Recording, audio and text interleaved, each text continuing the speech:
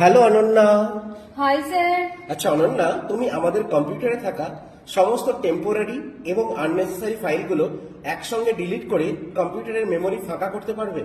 হ্যাঁ স্যার, পারবো। কিভাবে সমস্ত আননেসেসারি ও টেম্পোরারি ফাইল একসঙ্গে ডিলিট করবে?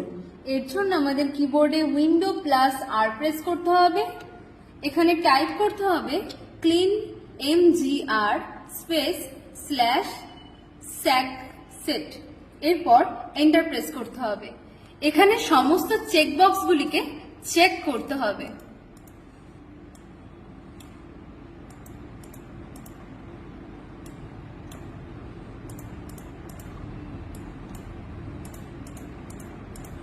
এরপর এখানে ওকে অপশনে ক্লিক করতে হবে।